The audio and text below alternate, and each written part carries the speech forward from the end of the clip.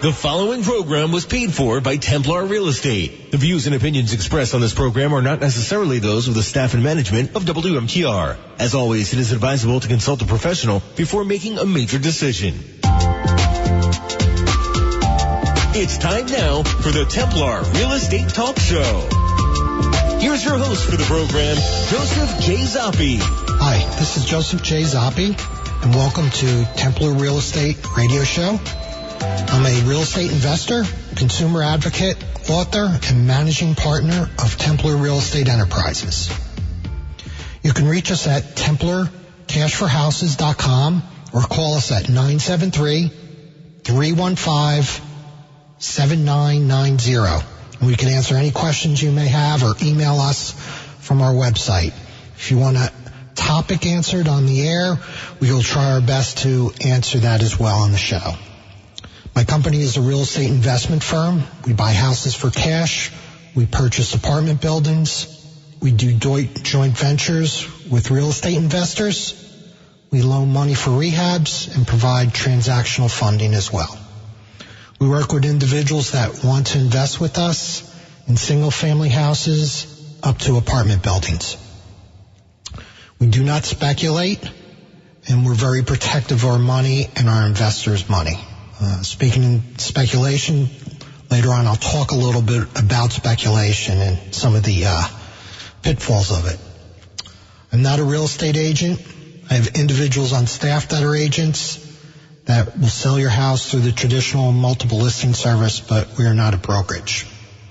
The show will go over everything that is about real estate and those things that impact real estate. We'll talk about rehabs, some of our investments, what went well, and those things that did not go as well, especially how we learned from it. We'll discuss trends in the real estate market. Real estate is the biggest investment most people have, and it's important you know as much as possible about it. Here I'm providing my opinion. It's only my opinion. I ask everyone to do research on everything. If you have a CPA and they recommend something, I'd still recommend doing the research, as well as with an attorney. Always double or triple check everything you hear, especially when you're making financial decisions or any type of decisions. Last week I spoke about putting cameras in investment properties. I said usually like a four unit on up I would recommend. So there's certain subtleties with language, and there's certain things based on context. In thinking about what my statement was, I wanted to make it very clear. That was for investment properties. If you have a two-family, you could put obviously a security system in place. It really depends on how much money you're making and where it's located. I do recommend obviously put security systems in your primary residence. So I wanted to make that clear. Every time you hear something from someone, like I said, you double check and triple check and make sure what they're talking about in terms of the context they're talking about. That reminds me of a story when I first got married. My ex-wife, she used to always tell me, she said, Joe, we had a shower, and she said, after you're done, you got to close the shower curtain. And we never had shower curtains when I lived with my mom. We had these shower stalls, so it was a new thing for me. I was like, okay, that's fine. Then 2 days later, again, she's saying, Joe, you got to close the shower curtain. I'm like, okay. So, I'm naive and I'm not paying attention, so I said I must not have done anything. I must not have done it. Then the third time happened, and she said, you got to close the shower curtain. I'm like, what's going on? So I brought her over to the bathroom. I go, here, it's closed. And she said, no, it's open. So we had this debate on what is closed for a curtain and what is open on a curtain. So I won though. But, she had it where it was fully extended so it would drip. But I thought that was closed because you couldn't see through it. It wasn't open, whereas she was saying, no, that was not the case. So again, in human language and also written language, there's those subtleties and those things where one person thinks something else and another one thinks something else. And We were very careful with that in our investments, and we do a lot of research, and I recommend, for anything that you do, you look at those things. Next thing I want to cover is a topic which I discussed last week and the week before, and it had to do with the 12 things to look for when you're engaging with a cash buyer. Case in point, like ourselves. I had gone over the last 2 weeks, I said that you have to look at how long the business has been in existence. I highly recommend to be part of the BBB, Better Business Bureau. In addition, I said about assigning contracts. That's where you sign a contract and then the individual could have another person fulfill those obligations. Again, we don't do it, and we discourage it, but if you're going into it, with your eyes wide open, that is fine. It's just that when you're engaging with someone and you feel comfortable with them, then someone else has to pay the money. You might not be comfortable with them. You might have done your due diligence for the one person, but then you got to do it for the other person or you don't do it. And the other thing that I talked about is when you're presented with a contract where you need to sign immediately. Okay? Again, you shouldn't have to sign anything immediately. You should bring it to your attorney so they can review it. So those are the things I spoke about previously. Now in this segment, I'm going to talk about proof of funds. Or sometimes it's POF, they call it. So if a person's purchasing with cash, you would think they have cash. So as a result of that, we will show proof of funds, and we highly recommend that you request it. It's not out of the ordinary. If someone says it is, then I would be looking for someone else. Okay? You could use a bank statement. I think that's the best thing to use from our feeling, but you can have a third-party letter. The unfortunate thing about a third-party letter is that it's not a guarantee.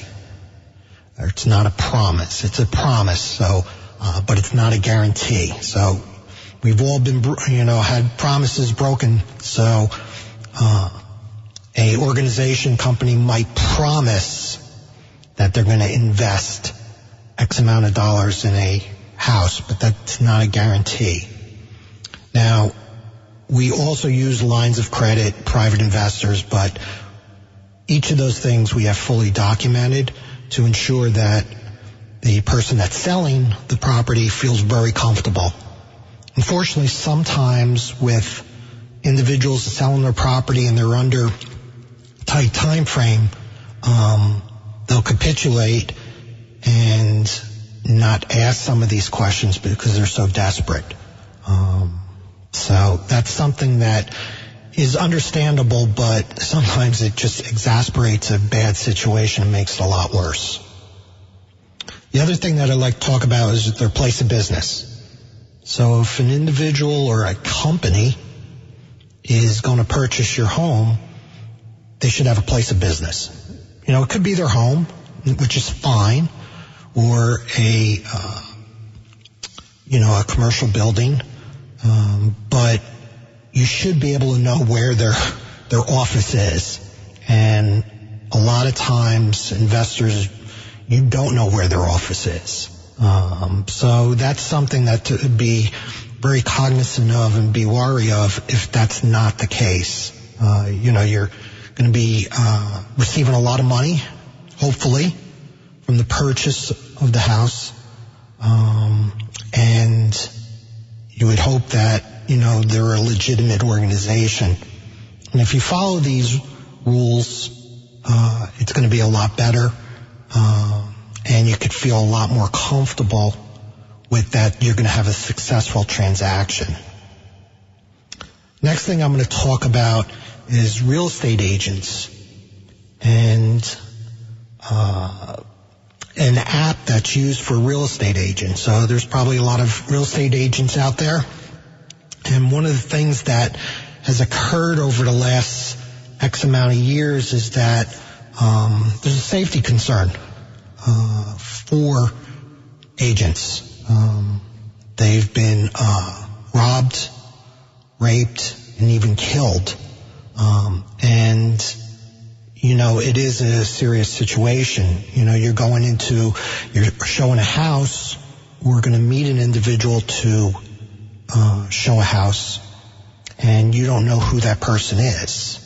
So a lot of things could happen as a result of that. There's an app that's out there that we're looking into right now, and I'll keep you updated on it. It's called Forewarn, Forewarn. So it's an app, and what it does is when someone calls in, they're going to leave a number, or you're going to take their number. You put the number into the app, whether it's on your Android phone, your Apple phone, or on your laptop or desktop. You put their phone number in, and it'll do an instant background check. So it'll check for bankruptcies, it'll check for mortgage liens, it'll check for criminal history, and is 80% successful in terms of pulling information from an individual. So before you go to show a house, you can check it out. And I think it's really, really important. Back in, I think, 2014 in Arkansas, there was a real estate broker. She was kidnapped and murdered by a couple who had targeted her for being rich. So it is a real and, present danger with that. There are certain agents that do protect themselves in certain ways. From the statistics nationwide, there's a survey, and 16% pack a pistol, 19% carry pepper spray, and 5% have tasers. So it's about 40%. So 40% of the agents are packing somehow. But again, in certain areas, those things are restricted, especially like in New York City and certain cities like that. But with this app, it really is proactive instead of reactive. And that's the thing, is that, with all these things, it's more as a result of. So if something happens, you're going to have to pull out the gun or the pepper spray. Whereas an app like this will be proactive, and where you could reduce the likelihood of a potential problem.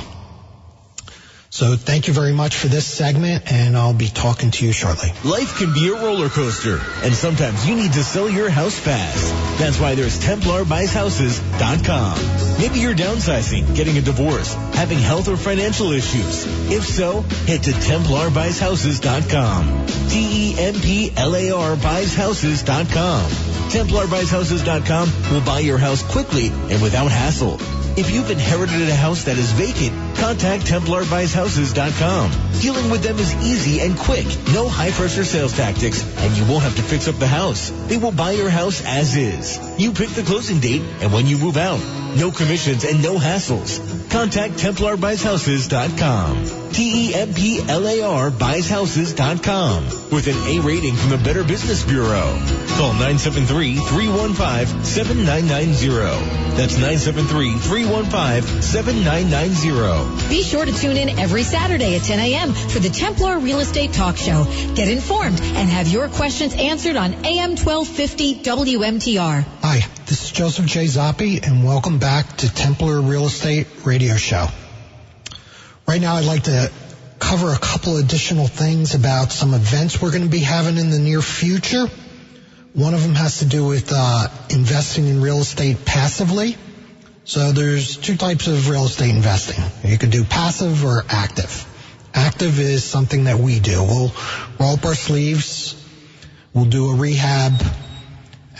If it's an apartment building, we'll do all the research. We'll look over the numbers. We'll engage. We'll fix up the building, and then obviously receive the rent. So that's what an active real estate investor would do. Now on the passive side, it's more of where you invest in something and then you get a rate of return.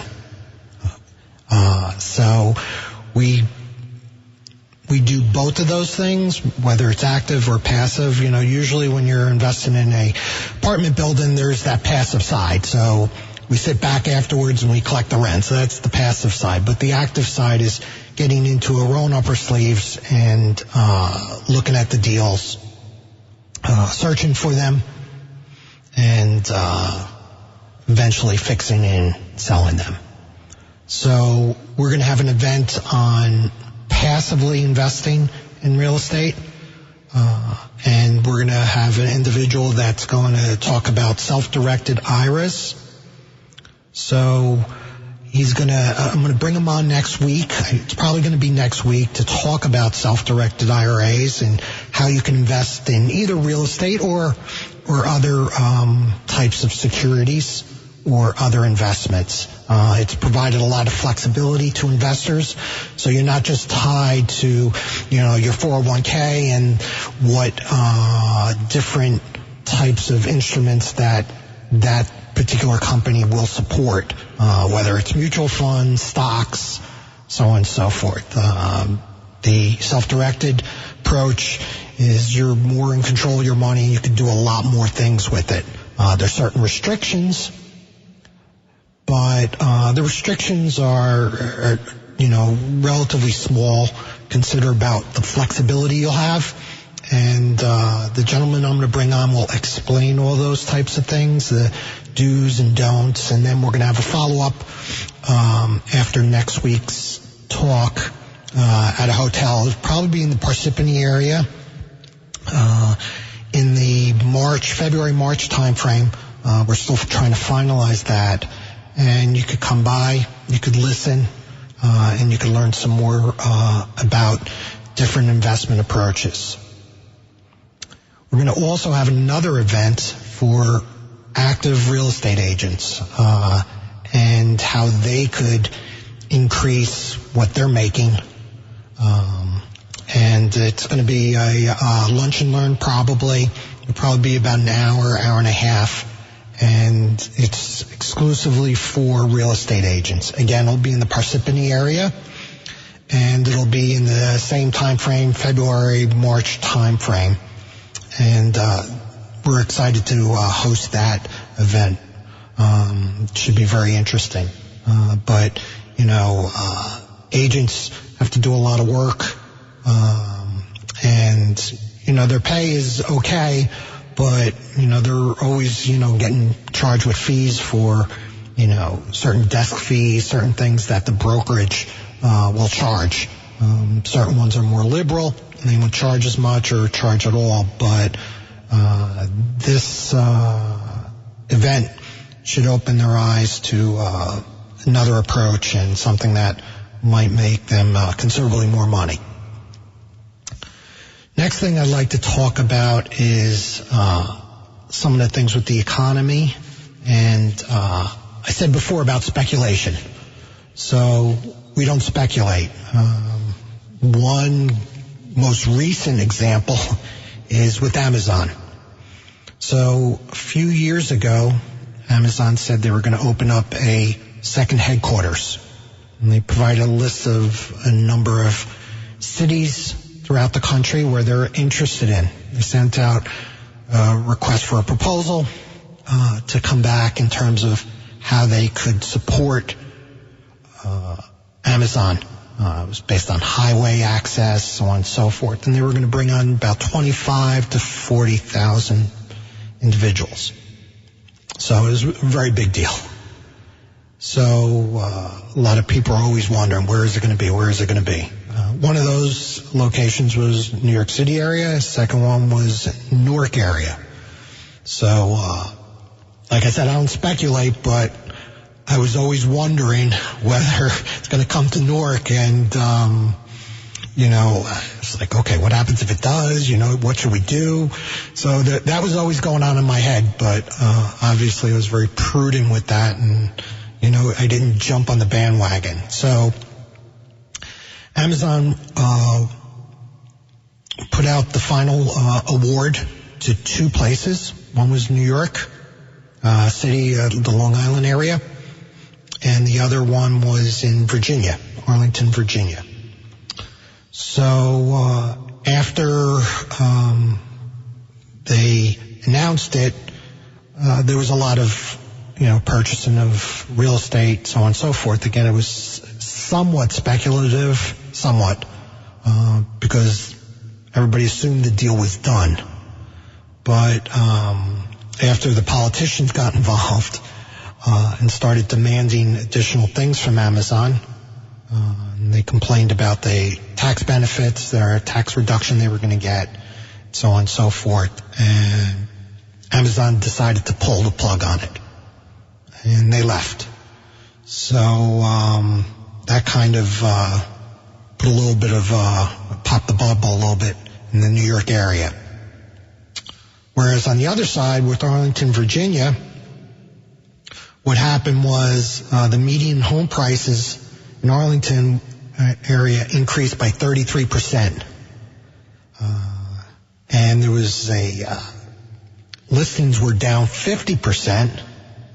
So basically, when the listings were down 50% because things were turning over very quickly, because days on market were less than 28 days on market. So there was a buying frenzy there.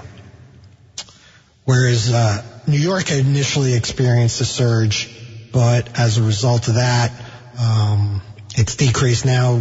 Home prices are down 15% in the area. So again, if you're speculating, and you could see what happens when things aren't truly finalized. So I think some people in the New York area are going to get hurt because of that. Because right now prices aren't appreciating that much, and you take a 15% hit, that's considerable.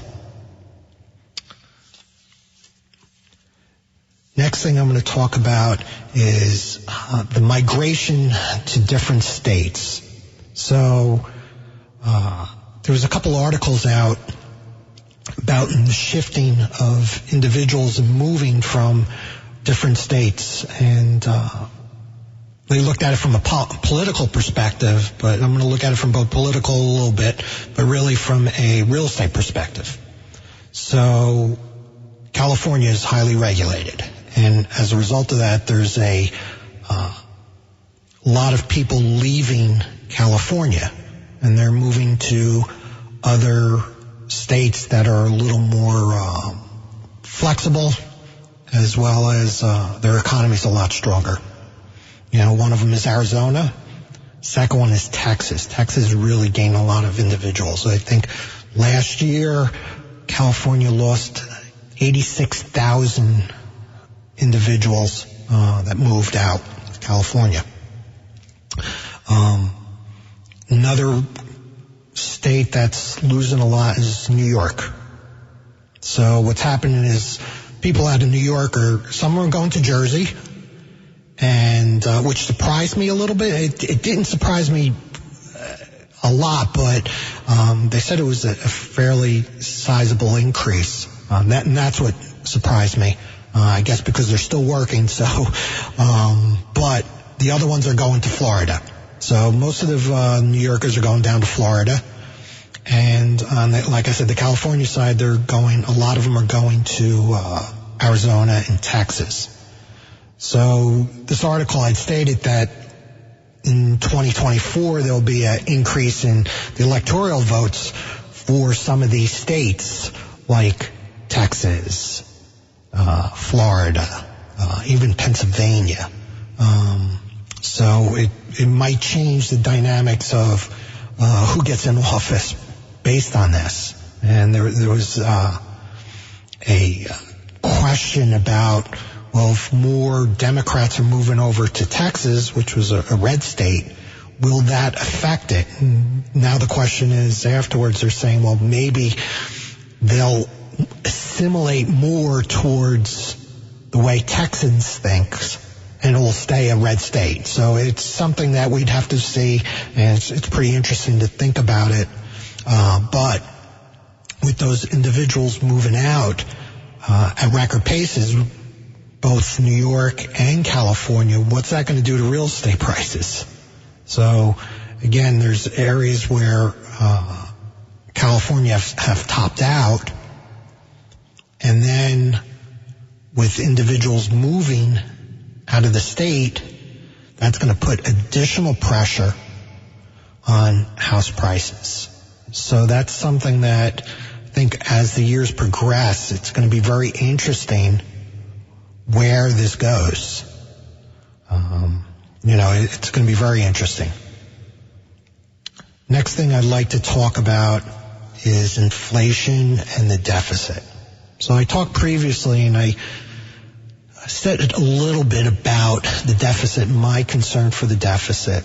And again, different things like this are going to impact interest rates, and obviously, again, it's going to impact real estate. So one of the things that I think the Trump administration has not been successful at, and no one has, in terms of curbing our deficit.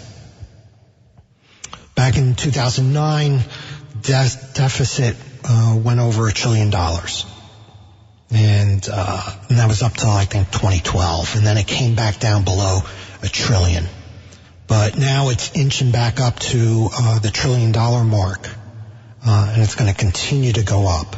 And that's the issue, is that, there's some politics involved here. And unfortunately, neither side wants to take the necessary measures to control spending. Because it's going to impact their contingency, their people, and they don't want that. But in the end, it's really going to hurt everybody involved.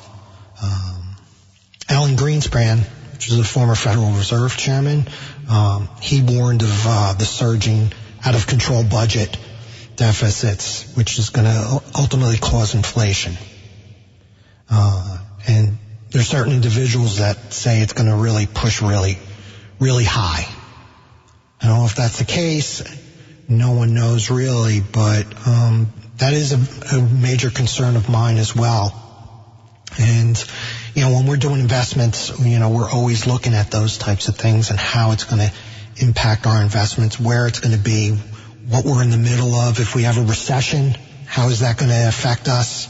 If we're in the middle of X amount of rehabs and a recession hits, how quickly can we get out of those rehabs? How quickly can we turn it over and sell it? What's the impact going to be? So that is always a concern of ours, and we look at these numbers and where the economy is going, where the market is going, a lot. In 2019, the budget year, the government ran at a deficit of $984 billion. That's the most in the last 7 years. So it's going to go above $1 trillion in the next year or two. And that is, like I said, a very big concern of mine. There's Japan right now, and it's been for a long time, has been like 200% of debt to GDP, which is, ours is right now about 105%. So, we have to pay back that debt. Now you could say that Japan's handling it okay at 200%. They're still, they're the third largest economy. They're doing okay, so it should be okay for us. But our debt is owned by a lot of individuals outside the company, outside the country, whereas Japan's, the majority, like 90%, is owed by the Japanese people themselves. So there's a different, from a cultural perspective, and the government pushes on the individuals to buy the debt, whereas we sell our debt, and individual countries like China and throughout the world purchase our debt. So that's something that's definitely different. And they're saying that it, potentially it could really affect us considerably. And that's, like I said, a big concern of ours. And not everyone is talking about that. You know, they talk about it here and there, but the spending continues. And, you know, there's no end in sight. And that's a very unfortunate thing. So I'd like to close out this session. I'd like to thank you very much for listening to us today. If you have any questions at all, you could always call us or you could send us an email. Just go on our website and fill out the form.